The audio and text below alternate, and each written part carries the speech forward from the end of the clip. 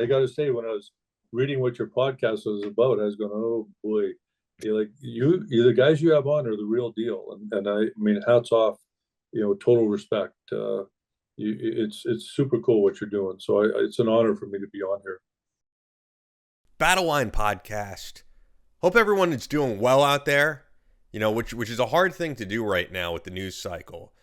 I don't care who you are. If you have any shred of humanity, which I assume everyone in our audience does, it's just hard day after day going through and seeing what this news cycle is, and and being able to wake up every day and be positive in your own life, because what we're seeing out of Gaza, of course, is absolutely horrific, and spoke about in the last week with last show with Dan Gordon. And yeah, there's nothing that we could do collectively. I mean, of course, you could donate to causes, but unfortunately, I think that this is going to be a news story for a long time to come. I do not see things slowing down, and as there's any type of I don't want to say progress made, but any type of news that's breaking out of that region, we're going to do our best to cover it on the show. But there's not much more to say than what we said in the last episode with IDF sniper, screenwriter Dan Gordon, and that's why it's always an honor to have him on. I'd love to have him on for a longer interview at some point. In positive news regarding the show, man, I have to say the reaction we've gotten to this Don Dokken interview has been absolutely awesome. Covered on so many sites. We got coverage covering that show on Blabbermouth, on Chris Jericho's website, on Brave Words. All different types of websites are covering the Don Dokken interview, and I really love speaking with Don Dokken just because simply I'm a huge fan. If you're not watching on YouTube, head over to YouTube, just because I'm going to say I am rocking the Islanders jersey. It is hockey season, so I'm excited about that. You're going to love this interview with Jim Shockey. We talk hunting, we talk writing, we talk life, and most of all, we talk the theme of living life with no regrets. And that is something that Jim Shockey truly lives his life as a man who just conquers all, because he's done TV. He's done hunting with big name celebrities that we'll speak about. And now, at the age he's at, he's putting out and is now out his first novel, Call Me Hunter, which, as you'll hear, is something that's been in the works for years and years. So before we get to that, I got to talk about Ned. One of their best products is their Brain Blend, which guys who are experiencing, men and women who have experienced traumatic brain injury, have so many positive things to say about the Brain Blend. I think this is such a innovative product because there's nootropics on the market and there's also CBD. This is the first product I know of that combines those two. And so you're taking that at night. I like to take it at night because CBD certainly makes me sleepy. And then you're getting the effects of great sleep, all the things that help to remedy post-traumatic stress that we've spoken about on the show. There's even people who are saying it works for things like Alzheimer's, but you're also getting those benefits of brain function.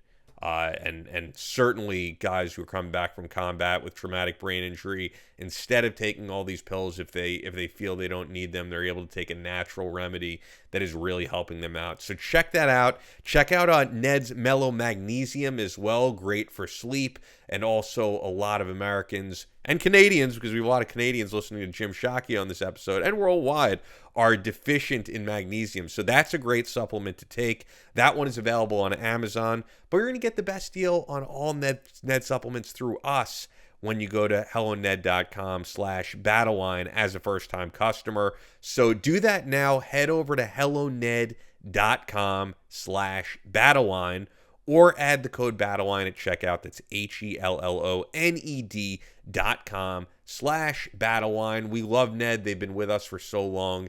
And our listeners and viewers have been getting some great results with Ned. It is truly a game changer. No matter what you're looking to change in your life, go to their website, helloned.com. They've got a supplement for you that's going to help you out. I guarantee you. Their body butter, awesome as well. I like the one that uses the menthol as well. That's a great skin item to use. I love everything from Ned, so check them out. HelloNed.com/battleline. Let's get over to Jim Shockey.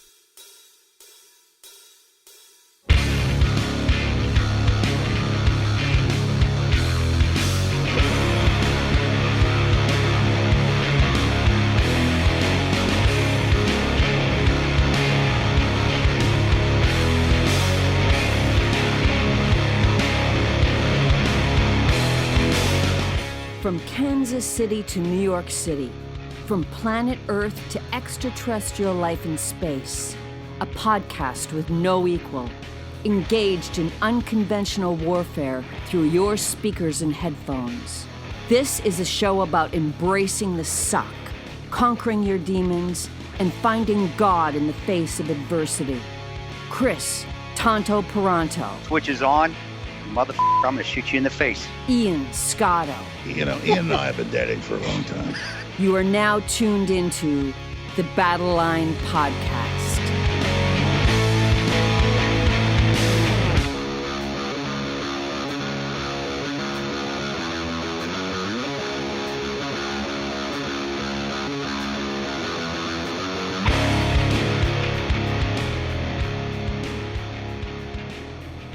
The Switch is on, Battle Line Podcast, and on with me, Jim Shockey. And actually, when they sent me your book, Call Me Hunter, it's like it's hard to even describe what you do because you have your hand in so many things. So I'll try to sum up some of it. Canadian Armed Forces vet with the 4th Canadian Ranger Patrol Group, avid hunter, host of various shows on the Outdoor Channel, Sportsman Channel, and of course, Call Me Hunter is out today through Simon & Schuster. Outdoor Life magazine, I know this is like a big quotable, has called you the most accomplished big game hunter of the modern era. You're not saying that, but they're saying that. And you've hunted in 6 continents and 50 countries, and it is an honor to have you on. Yeah, thank you very much. That's a mouthful, all that stuff. But I guess when you're as old as I am and you've lived life 100 miles an hour, that's the result.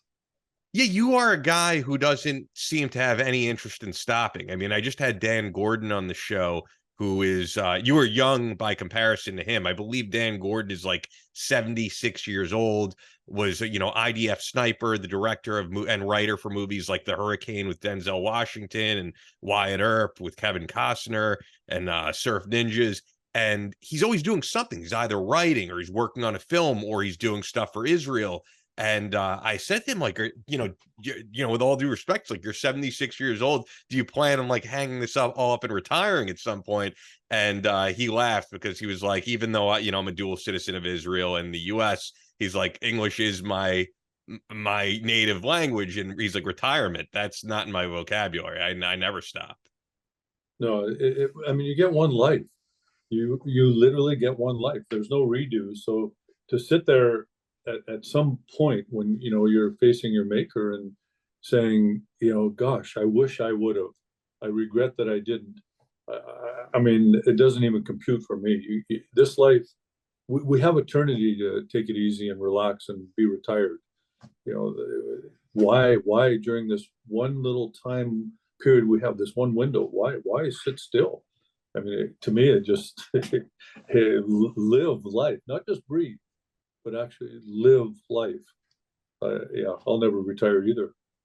Yeah, a lot of people are like that, though, in terms of not taking advantage of what they have and having regrets. I could tell you from doing this as long as I have, I surround myself with so many guys who are former military or active duty because of the work that I do. But as a lot of this audience knows, and I always try to, let them know, so I'm not accused of stolen valor or something, I never served in the military.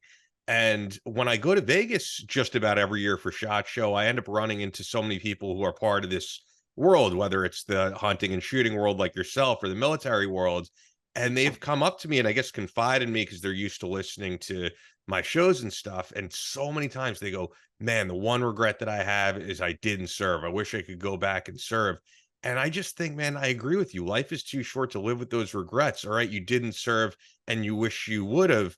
There's still so many things that you could do now, and you could serve in other capacities, even if you're too old to join the military. Hey, I'm a classic case of that. When I grew up in Saskatchewan, Canada, I didn't even I mean, I didn't realize Canada had a military. I mean, I knew World War II.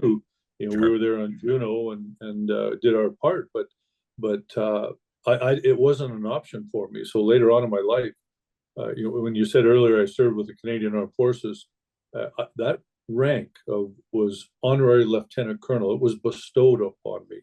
So yes, I wore the uniform for 6 years, and I did what I could for my country serving, but not. I was never in the field of battle, although I had the full rank of a lieutenant colonel.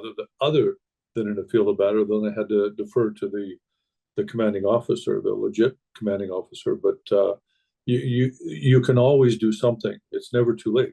Like I say, that rank was not bestowed upon me until I was in my 50s, 50, probably early 50s.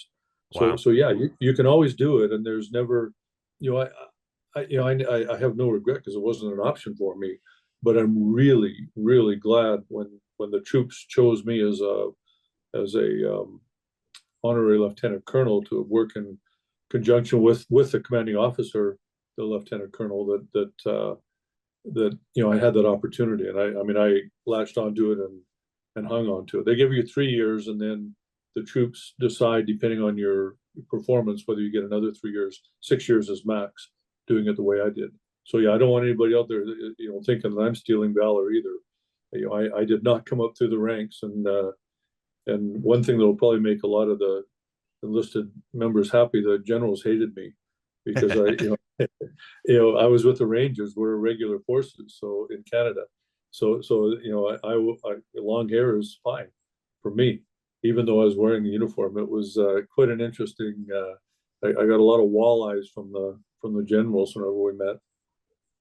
Well, you know what I was going to say, speaking of, you know, hating people at the top who kind of run things and that type of thing, I wanted to connect that with something. So our audience, although it's primarily US, I do always look at the stats, and we do have a big audience that listens in Canada. It's the second biggest country of people who listen to the show. We've had guys like Jeff DePazzion, who was JTF2 sniper, and Rob Furlong, who at one time held the record for longest kill shot, and of which there are many amazing snipers in Canada. I don't know what it is. I guess it's just that it's a part of the culture there. But what I wanted to connect that with is I hear all the time from Canadian listeners who are like yourself, who love hunting and shooting, who grew up in that culture, and they are understandably terrified that in Canada this is going to go away, because you just look at who the prime minister is there. And, you know, in the US, I think a lot of people, just like Trudeau, would love to get rid of hunting and shooting in here. But the difference is we have the Constitution, and it's pretty set in stone of the right to keep and bear arms shall not be infringed. And I do feel like in Canada, they're doing all they can. They're taking away handguns. And I mean, it's not hyperbole. They're doing all they can to disarm the population.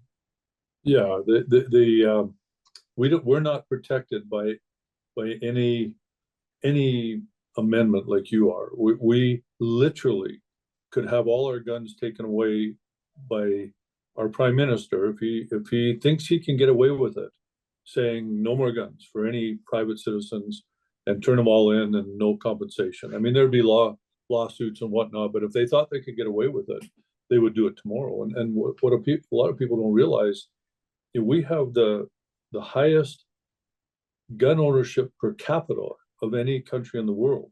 So Canada is, you know, you think we're very nice and yes, I'm sorry, and hello, and you know, yes, please, and all that, but you know, we own a lot of guns. Now, the urban center, the people that live in the urban centers don't, and as is usual, it's tyranny by the majority. They don't have guns. They don't understand why anybody want guns. So why should anybody in our country have guns? Because we don't in our city. Well, you know, Canada's, I mean, the percentage of, there's hardly anybody lives 90 miles above the U.S.-Canadian border. Beyond that, it's vast wilderness, and guns are just a part of way of life. I grew up with guns. I mean, my dad didn't get a moose every winter. We didn't eat meat in the winter. You know, I grew up in a trailer park, so it's not like you know, I had a silver spoon shoved in my pie hole. But you know, guns were just you just grew up with them, and Yeah. it's part of the Canadian culture. It really has. It's what brought us to the dance. So yeah, you know, it's really frustrating for those of us that we own guns, and you constantly feel vilified and marginalized by our prime minister and his ideologies. And I mean, he's not technically smart enough to have an ideology, but because he just caters to everybody else that goes along, that quacks in his ears, he just spouts off this. I mean, there's video of him saying before he was prime minister, yes, guns are part of the Canadian. He just stands for nothing. He stands for nothing, and that's a problem when you have a weak leader, which we're seeing that in not only our Canadian country, but yeah, guns can be taken away with an act of parliament.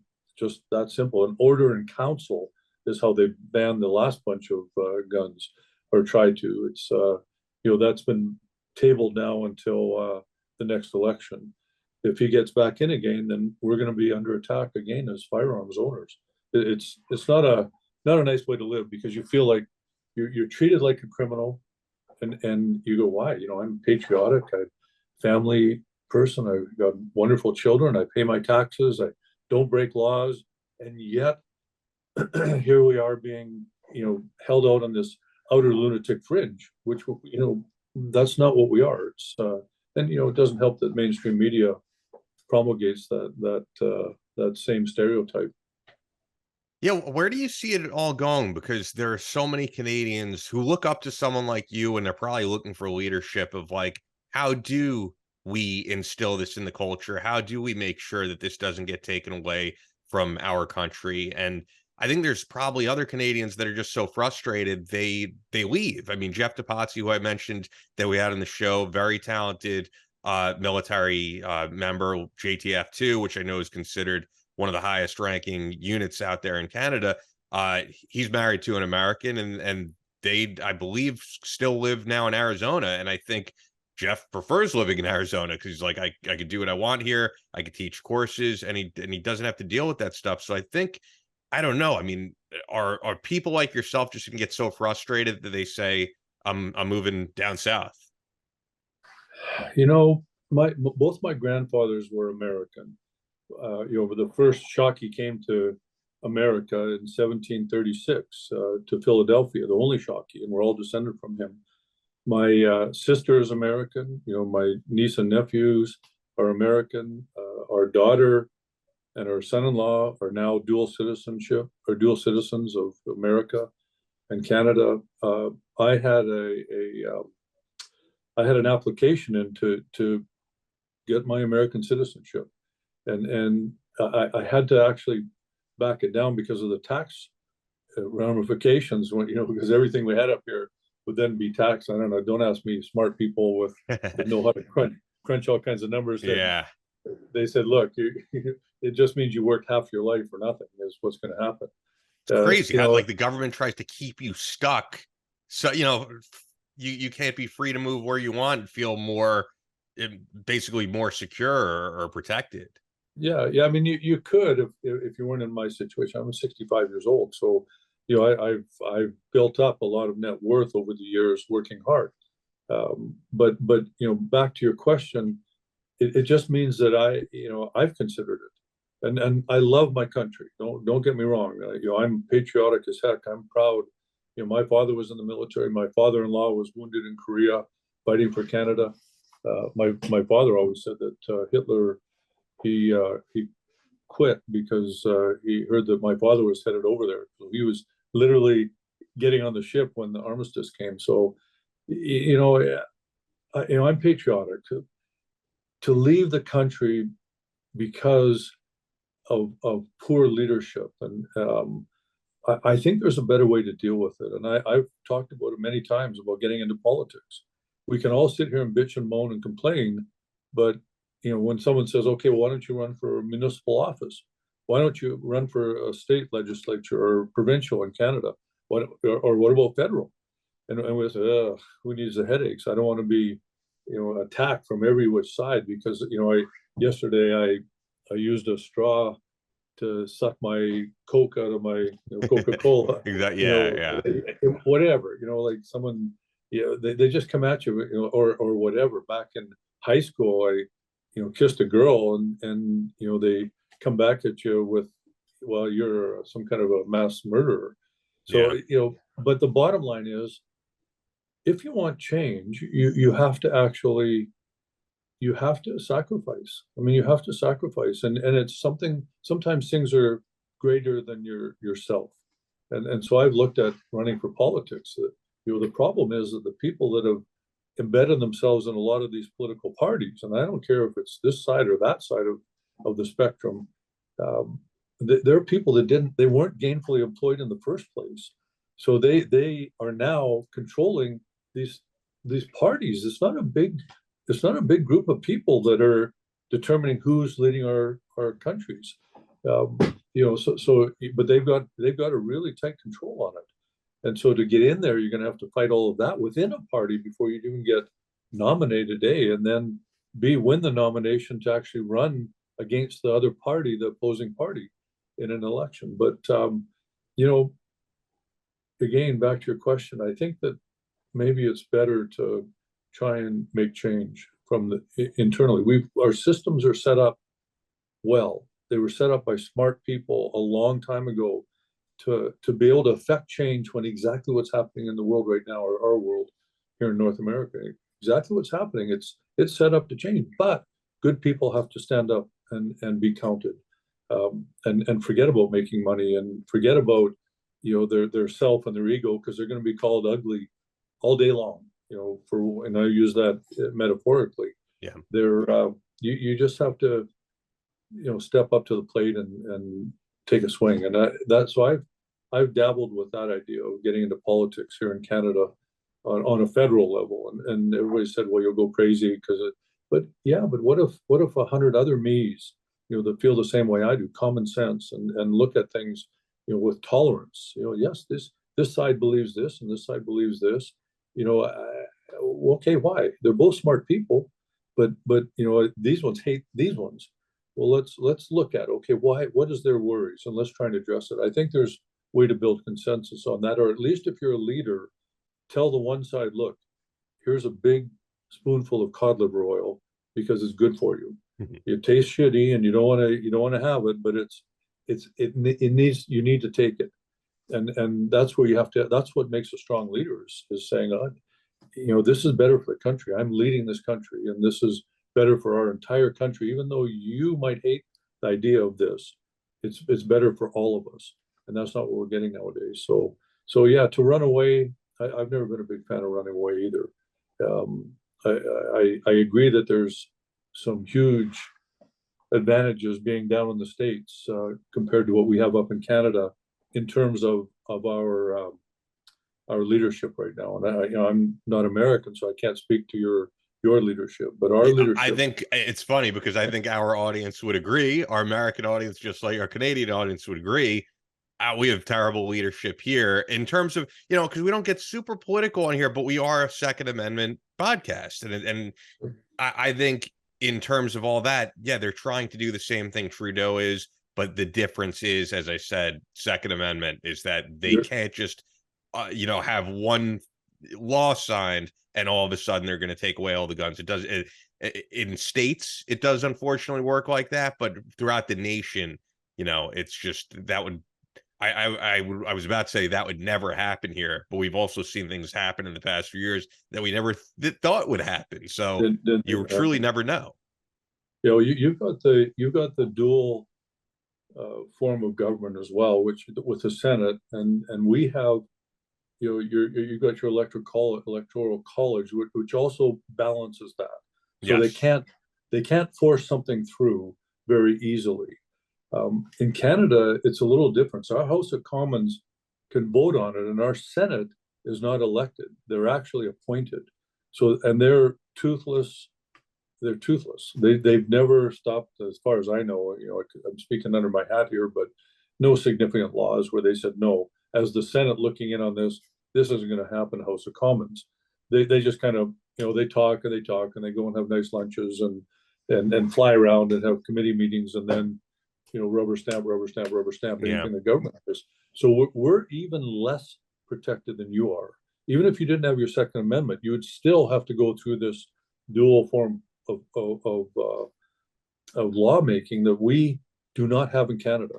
It's there, but it's pretty well titular. There's no power in the Senate. There could be if they actually would vote with any kind of gumption or stand up for anything, but they don't because they're all appointed. So, and they're all good old boys that are good old ladies. Am I allowed to say good old ladies? Probably not. But on this podcast, you can say whatever you want. You can say whatever the fuck you want on this podcast. Yeah. We'll try that and see how these sound bites show up down the road, abused and misused. But it's true, yeah.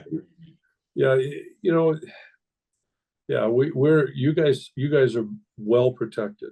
Consider yourself well protected. Even though you're attacked, you're well protected. We're not.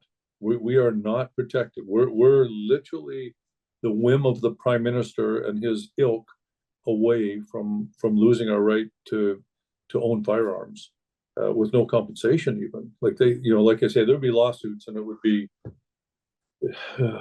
I mean, I don't even want to go there, and I think that's why they haven't done it yet, is because they just don't feel they have enough of the people to agree to it to pull that one off. That's just so undemocratic, at least in our new countries. Go to other parts of the world, and there it's de rigueur. They take away the firearms. Oh yeah, Australia, and we do have a lot of listeners in Australia. They've seen it there. I mean, they have no way of fighting back what the government does. But in terms of your passion for hunting and firearms ownership and where you've traveled, what are you up to in terms of that realm, and what do you have on the horizon? I mean, are you going to do any more traveling with this? You're going to shoot it and put it up somewhere? I know people love seeing you out there and just doing what you love. 2016, our children were getting married, our son and daughter. There'd be grandchildren coming down the tubes, and I had to write a novel. So in 2016, I decided 2019, October, Mozambique would be my last international trip. And November of 2019, I sat down and started writing my novel, Call Me Hunter. Yeah. COVID hit right after that, and we were in Canada. I mean, we were pretty well in handcuffs, and we couldn't even leave our local area there for a time. And then my wife got ill at the end of COVID, and at this point right now, I don't see international travel in my future. I mean, maybe I'll go just for a lark, but not in any. I was 306 days a year on the road for 20 years, traveling to exotic, crazy, Liberia, Chad, Central Africa Republic. We were over in Somalia. I mean, just Iran, Afghanistan, Pakistan, Kyrgyzstan, Tajikistan, Kazakhstan. I mean, all the countries. Yeah. That's all I did was travel. Russia, every part of Russia. I should have had honorary Russian citizenship. I was there enough. But I don't see that in my future right now. I've got other things I have to spend my time on. My novel and writing, and which we'll get into for sure, because I want to get into this. But in 2023, then what are you doing in terms of shooting and hunting? Are you still a guy who goes to the range on a regular basis? Are you still hunting where you can in Canada? Yeah, I mean, I'm an outfitter, so my clients right now, as we speak, are up in the Yukon, on an hour and a half by airplane away from the nearest road, in my 12,000 square mile, 7,500 or 77.5 million acre Rogue River outfitting territory. There's not a single road in there. It's all just vast remote wilderness. So I'm still outfitting, and I was up in the Yukon here about 2 months ago. I went for a caribou. Could have gone after moose and grizzly bear, but I was only there 3 days was all I managed to get in. But I'll head to our ranch in Saskatchewan, go after whitetails in November after my book tour, and I'll next spring Vancouver Island for bears. But not the crazy wild, dangerous stuff. I'm not saying that the Yukon is dangerous. It's we've lost 3 pilots over 25 years. In airplane crashes. We crashed my Super Cub here 2 years ago, totaled it. So it's but not the into the really remote other parts of the world. North America, yes, but no. And going to the range, I've shot a lot of guns. I've shot a lot of guns. I could imagine. It's just so to me, it's like someone who digs ditches, and you give them here's a fancy shovel to dig more ditches. I mean, I love it because I've done it, and I'm, but I am probably remiss when it comes to how much time I spend at the range, and you can lose it. You can lose your skills quick enough. So I really, it's probably a shot across my bow here. You asking me that question. I should get over there but again, they've taken away with our last prime minister, he got rid of all those no common sense rules, like having to go to the RCMP, Royal Canadian Mounted Police Station, to get a permit to take your handgun from your house to the range and back every single time. I mean, it's absurd. You're the most highly vetted part of our Canadian citizenship, and yet you have to go get a permit to take a gun that you already have a permit to possess and use from your safe to the range and back. So that our last prime minister got rid of it. So that's no common sense at all. You already got the permit by us letting you have the gun. So just take it to the ranges back. Don't be taking it down to the grocery store or anything. But they made it a little bit more onerous for sure. The oversight on, it's onerous oversight Yeah. on and bureaucracy over top of just trying to go shoot a handgun. We're allowed to own them. I'm allowed to. I've got several handguns. They're just really, really registered, and you have, like I say, you have to be vetted and have the right licenses just to be able to possess one. Yeah, I know that, because we've covered that just in the past year alone. They've changed a lot of the laws and made them. I mean, I think it's fair to say they're just trying to ban handgun ownership altogether, trying to ban certain long gun ownership altogether. But you know what I'm wondering? Over the years, you must have hunted with some pretty cool people. I could picture you and Ted Nugent or something like that on a hunting trip. Like, who are the coolest people you've had the opportunity to shoot and hunt with? Well, I mean, funny, Ted and I have talked many times about, like, why haven't we hunted together? We actually haven't. We talk every time I talk to him. We say, hey, we got to get together. We just haven't done it. Who was pretty cool was Shawn Michaels, the Oh Heartbreak wow, Kid. yeah, Yeah, that's pretty cool. yeah, yeah. That was neat. He was a good guy. Is he a You see good? him Is he a good shot? Yeah, he's a good shot too. Yeah, he's legit. I guided him to two bears, and he used his bow and arrow. I mean, he's good. He's nothing like the Shawn Michaels you see on TV. I've guided many of the astronauts and a lot of movie stars and stuff like that. I don't know. I honestly don't. I don't pay a lot of attention to the. To me, we're all equal, and we're once you're in the field, you're a hunter. You're just a hunter, and we're kindred spirits. Doesn't matter if you're a king or a pauper, which I've also hunted with, both. In fact, I started as a pauper myself, so I'm pretty well versed on what it is to be a pauper and a hunter.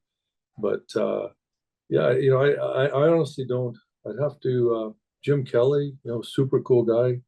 The quarterback for the Bills for 4 Super Bowls, and great guy. Just a great. I mean, there's so many race car drivers. Other ones we're not allowed to talk about because you're on non-disclosures. So Yeah. And I guess there probably are those people, right, who love this and they're like, keep it under wraps, though. I don't want to deal with the politics. Tons. There's tons, and why would they? I mean, why would you want to be? Gosh, I just want to say names here, but I can't. But why would you want to be that person? And you're in Hollywood, and you come out as being a hunter. There's no good comes of that. I mean, I would say the good of it is just standing up for your beliefs and you have a voice to use and being out there and saying, this is what I believe and this is why I believe it. And, because hunters and shooters, as we all know, in America and Canada, are vilified constantly. Every time some lunatic goes on killing spree at an elementary school, these terrible things we're seeing, somehow all gun owners get grouped in with these psychopaths. And I do think it takes responsible, great people to be out there and say, this is why I'm a gun owner, and this is why this is a great thing, and this is why we need gun ownership. Like, I think you need those people to combat that narrative. Hey, I'm with you. Like, Of course, like I mean, of course, you're out there, but when Yeah, you say, yeah. what good could come of it, I think just being someone who has, as Chris, if he was here, would say, the intestinal fortitude to get out there and say, this is what I believe. Yeah, but okay, let's just look at it from their perspective. And I'm going to speak about one person that I know who's a hunter, and I'm not going to say any names, but just say if you were to come out and tell the world, like, this is real easy for you to say and easy for me to say, because what are they going to do? Send me home? I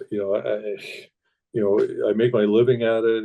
It's not it doesn't. You can't really. You can. My record is 88 death threats in a 24-hour period. So it's not like I haven't gone out there and said, but what am I really going to lose? And I think, yes, it is my right. But what happens if you were this person I'm thinking about, and it came out that you were a hunter, and you, even worse, you admitted you're one, and I would say, in the billions is what you lose, billions overnight, billions of dollars. You and I, what are we going to lose? So it's easy to say that it's your responsibility to stand up and fight for it. But there's people like that they just can't. They just can't, because it's not only them that loses the money, it's people that work for them lose their mortgages. The kids, whatever, don't get food or don't get shoes. It's a little hyperbole there, but the reality is you can't expect those people. They'll come on board when they can, and then that pendulum will swing. So it's like momentum.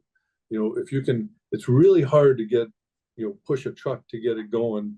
But once it gets going, it's a little bit easier and a little bit easier. And then then people can join in once they see it's already going. So I do think it's up to us. And I don't think we can look to those people to stand up. I mean, guys like Chris Pratt, they said it. I mean, Mark Zuckerberg, who I have no idea why he lets all the spam and crap on Facebook still be allowed. But that part I detest about him. But he came out and said he's a hunter. He lives a field to table lifestyle. So that cost those people a lot of money. So we also have to keep perspective of what it's like to be in their shoes. And yes, I agree with you 100%. If you're going to take the responsibility of being a hunter and a gun owner, you're shouldering the responsibility to stand up and represent hunters and gun owners. To me, it just doesn't even. I could care less about billions of dollars for me personally. I could care less about my life. Throw me in the middle of the Coliseum with the lions, because I truly believe. I truly believe. So if I truly believe, you can't hurt me. You can't hurt me. My physical body you can hurt, but you cannot take that belief away. And money doesn't affect that at all. But we got to cut those guys a little bit of slack. The Hollywood, you never work again. They have that much power, the people that are making the decisions.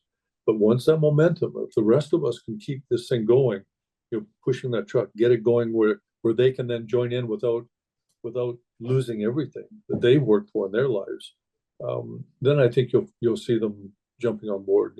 Athletes and movie stars, politicians. I mean, they're all over the world. Kings, queens, they all do it, but they don't talk about it.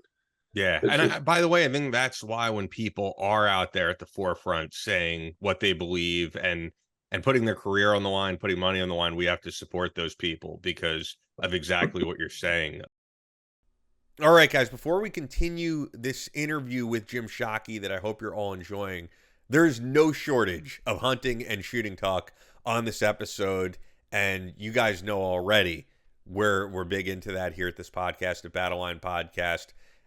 There's guys at Fort Scott Munitions who have hunted at some of the same places that Jim Shockey speaks about. Gage over there at Fort Scott, and some of the other guys were in Africa pretty recently doing a trip for hunting. So check out Fort Scott Munitions, the best ammo on the market. Fort Scott is a manufacturer of multi-federal patented solid copper and brass CNC spun ammunition that is designed to tumble upon impact in soft tissue, leaving devastating wound channels for faster bleed out and quicker incapacitation.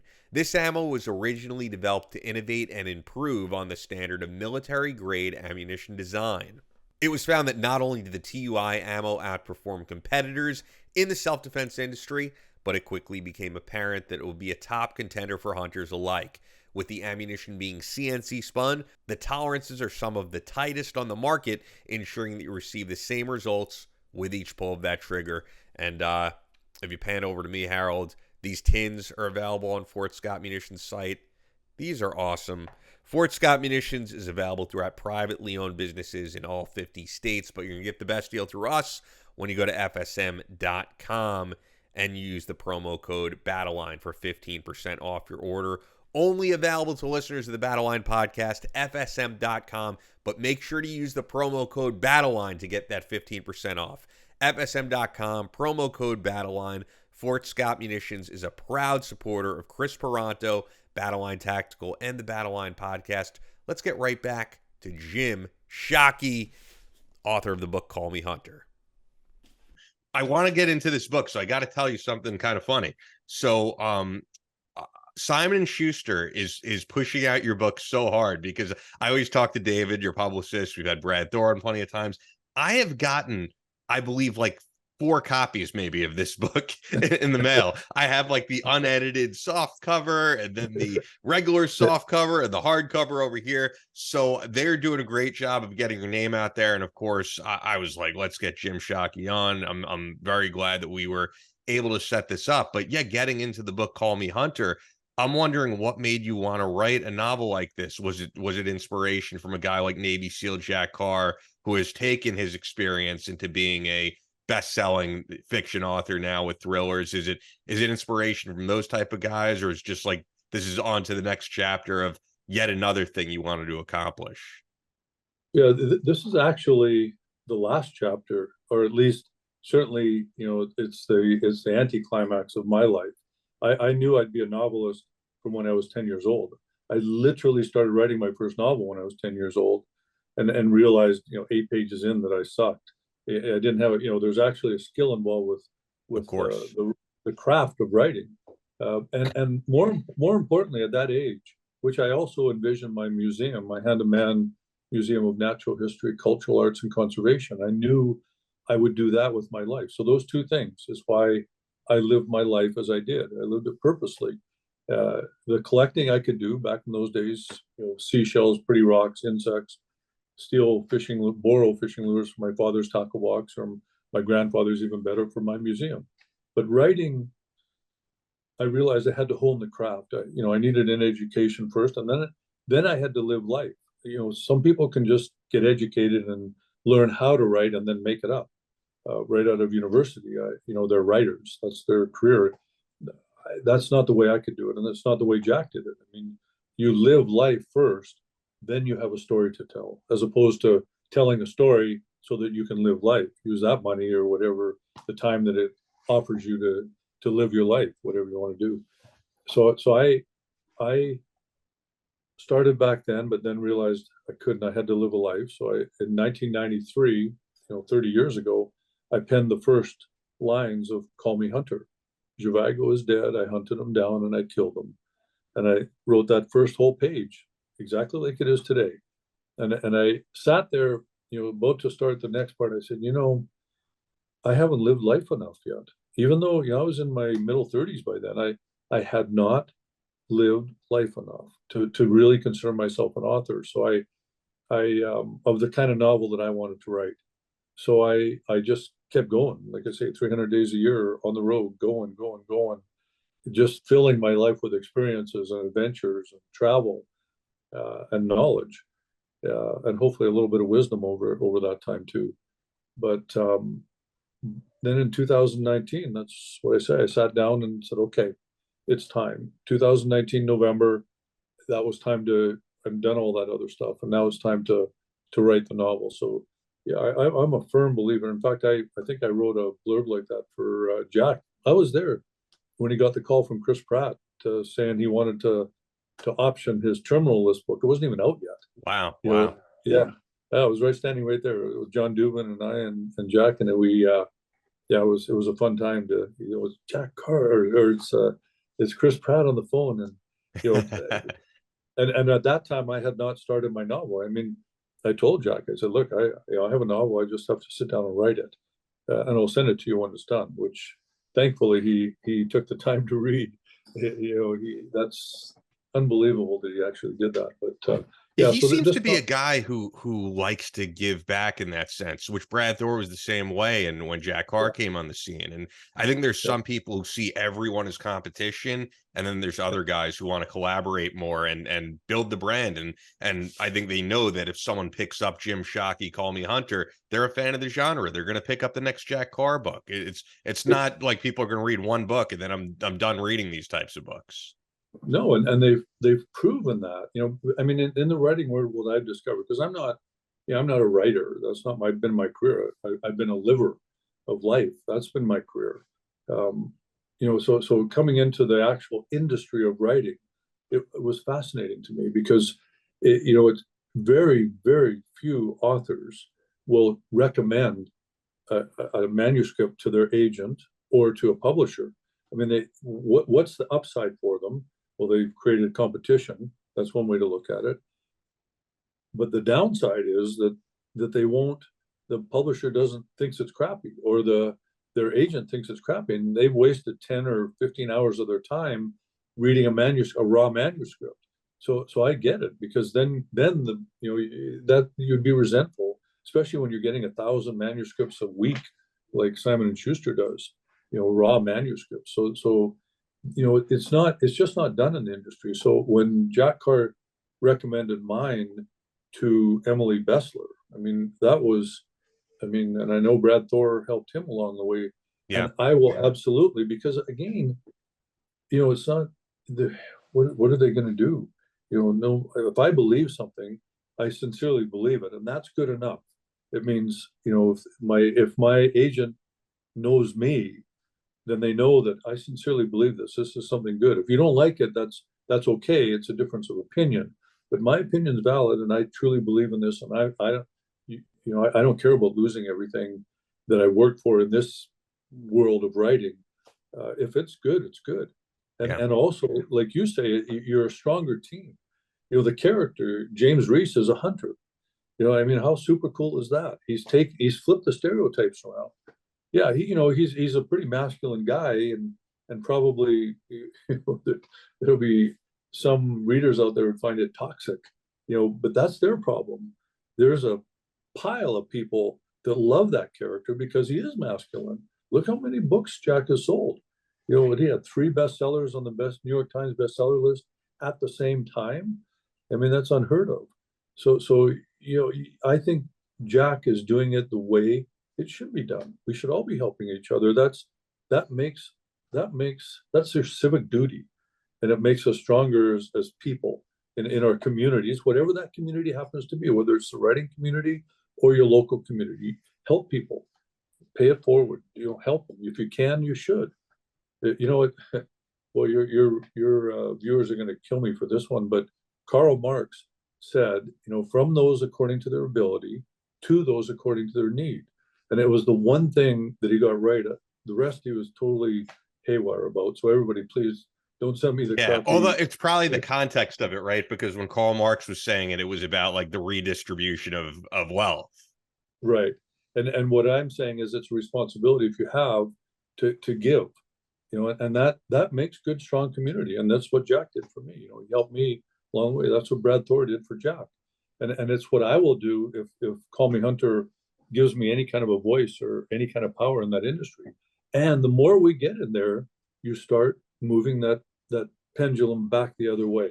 It becomes the catalyst. However you want to, whatever metaphor you want to use, it starts to change the perspective on that type of character. That people that think that way, that, hey, they're kind of cool.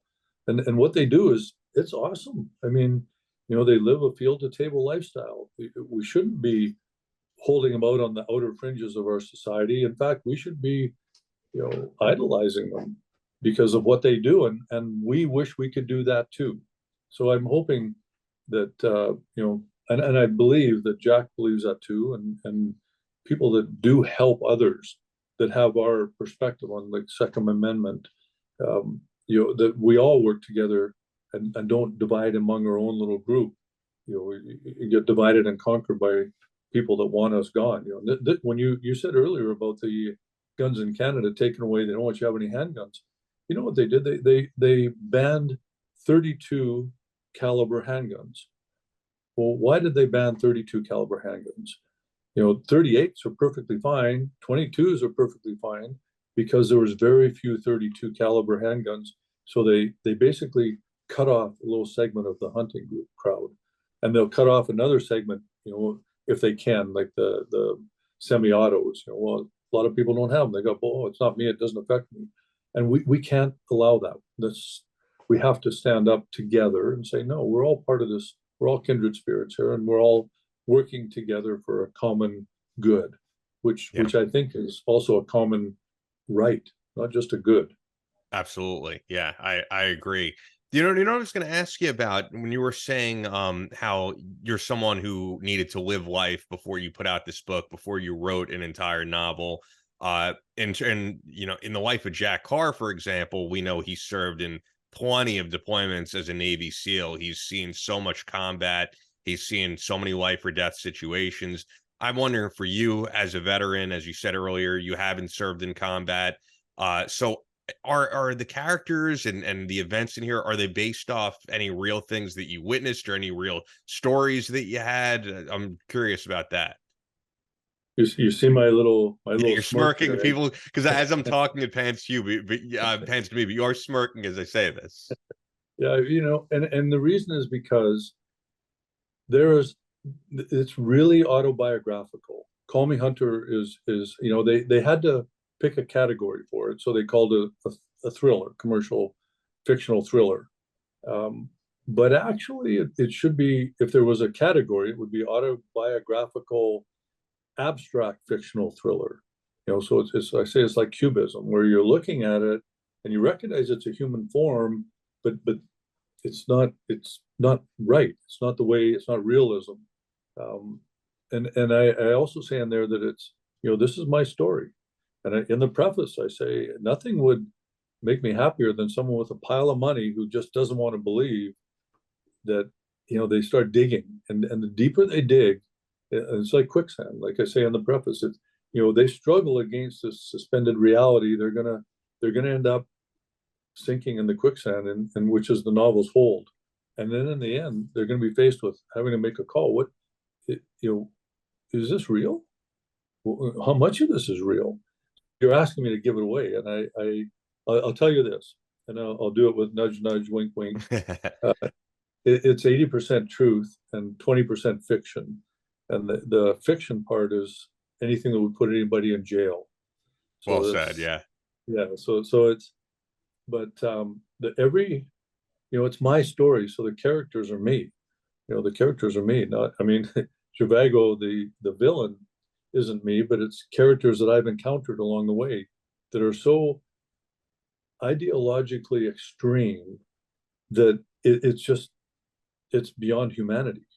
And that's, you don't have to look very far in our world to see people like that are so far outside. They've just lost humanity because their ideologies are so, they're so fixated with their ideology they can't even countenance another point of view, and hence you end up with this intense hatred and a disrespect for humans and human life, human feelings. I flipped the stereotypes around. I made it an animal rights extremist, the villain in the novel Call Me Hunter, and I made the anti-hero. He's not a hunter. There's no killing of animals. It's nothing about hunting, but it is about hunting, because it's a lifestyle, a spirituality that the anti-hero discovers as he goes along in this novel. And then the young protagonist, a young lady in her 20s, she also slowly starts to realize that she has again, back to the word kindred spirit with the wildlife, with the wild places, with the animals, with living a field to table lifestyle, to make it a little bit prosaic. So all of these are characters that exist in the real world that I've encountered. Yes, every one of them, and the situations are the fictional part. Depending, like I say, if I put somebody in jail, then it's fiction. It didn't happen. Yeah. Yeah, it doesn't mean it didn't happen. I'm just saying it's fiction. Yeah, no, I got you. So it's not, yeah, For legal purposes, it didn't happen. yeah, well, yeah, but I mean, any of the other parts of it are, yeah, they're true. I mean, you can pick out specific instances and ask me, and I'll tell you. Somebody asked me about Lonnie Anderson the other day because she's mentioned in there, and Stephanie Zimlis and Michelle Lee, that they had a dinner or lunch with absolutely most beautiful woman in the world, and a cinematographer, Laszlo George, in Vancouver, along with the character Hunter, or Icarus at the time.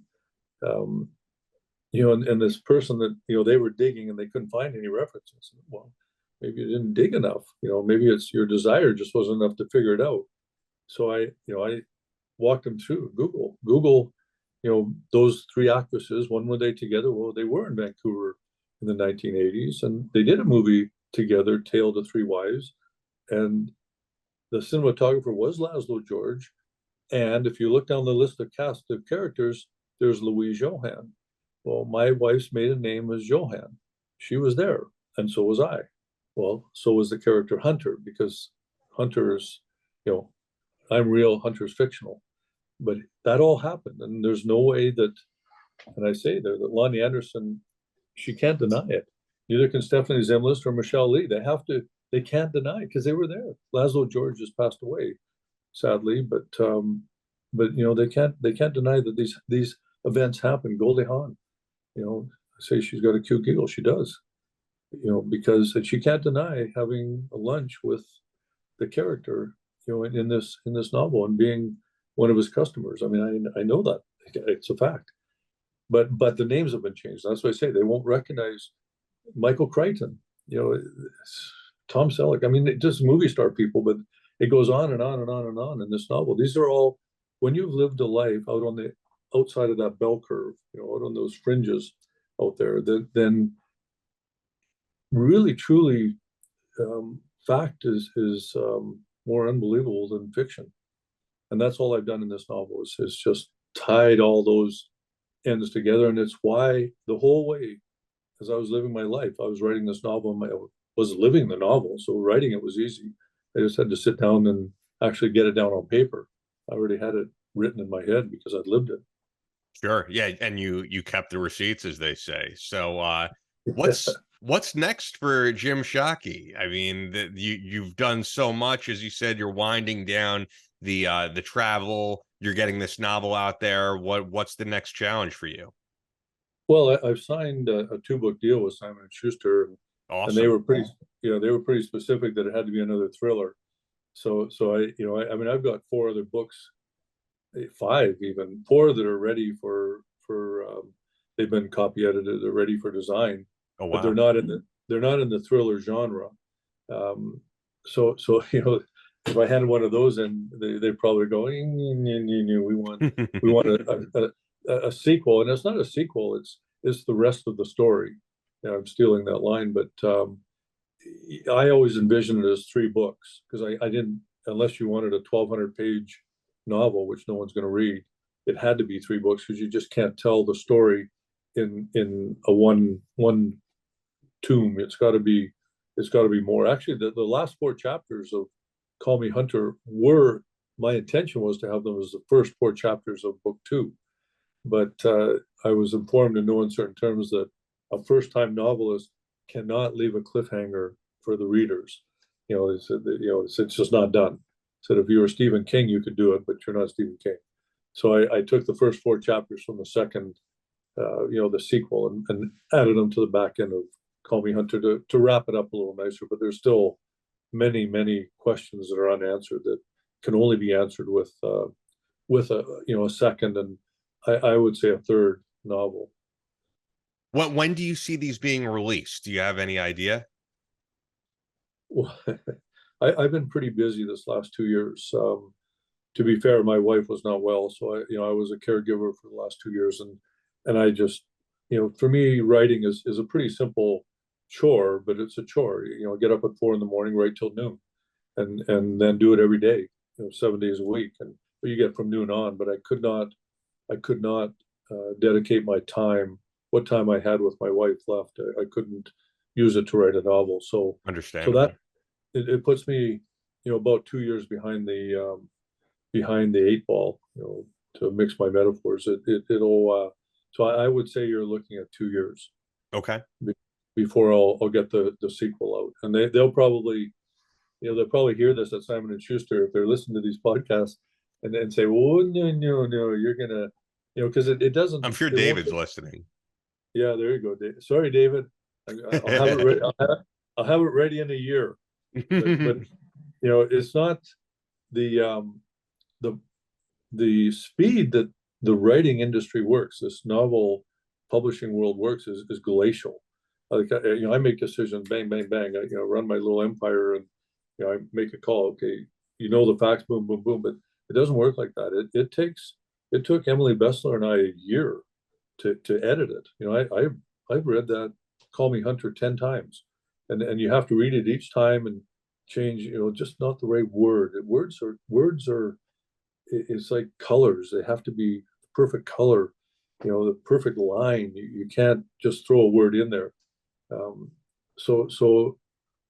I could write it in 6 months. You and I could be talking 6 months from now, and I can show you the manuscript. That's about what it would take me to write it. But then you have to go. Then it gets into the bloodstream as it is, and it just takes time to edit it. You got to go over and over. And I asked Emily, who I can't remember who she said, how clean their work comes in on the first raw manuscript. But I'm a storyteller, and I'm not a English lit. I never got higher than a C mark. So I'm a storyteller, and that means I use words not always the way the Queen wanted us to use her English. Mm-hmm. So I it took 4 passes before it was cleaned up enough where she felt it was ready for publication. I actually just read it. I'm reading it again, and I found a darn mistake in it. One extra N in a Hoffman that shouldn't have been there. So even after all that, there's still the odd mistake, and so that takes time, and I'd say a year. So you're probably the earliest is a year and a half before the sequel comes out. Okay. Well, you could follow Jim, for those listening and watching, on X or Twitter. Now we say X, at Jim Shockey _ at Jim Shockey official on Instagram. As of today, as we're recording this, but this will be out in a week, Call Me Hunter is available. So check it out from Simon & Schuster, Call Me Hunter, everywhere books are sold. Anything else before we get out of here? This has been a fascinating discussion. I learned a lot. I learned that Shawn Michaels is a hunter. I never knew that before. I think that's pretty cool. And it's been great hanging with you. It's been a real pleasure. I got to say, when I was reading what your podcast was about, I was going, oh boy, the guys you have on are the real deal. And I mean, hats off, total respect. It's super cool what you're doing. So it's an honor for me to be on here. And I can tell, truly, I mean, once you speak to someone, you are the real deal at what you do. And that's why you've been doing it for so many decades. That's why you're so well known for what you do. And I think people are going to be inspired when they hear this, because as I said earlier on in the show, there's people who are in their 20s or 30s who have life regrets. I didn't join the military. I should. And I think looking at what you've done, there is always new ground to conquer. There's always new things to be passionate about. And you live your life that way. You get one life. Everybody listening, you get one life, and you do not want to be sitting at my age with regrets. Why? It makes no sense. It's your life. Make your choices to live it and realize your potential. Set goals and try and attain them. I mean, like I say, we've got eternity to rest later on, to be retired later on. Just live this one life with no regrets. That's all for this episode of Battle Line Podcast. But we're always posting new content on social media. Follow us on Instagram at Battle Line Podcast and on Twitter at Battle Line Pod. That's an order. Be sure to subscribe so you don't miss any new episodes up every Tuesday. Leave us a review on Apple Podcasts or your podcast platform of choice. Believe in yourself. face all challenges head on, and as always, never quit.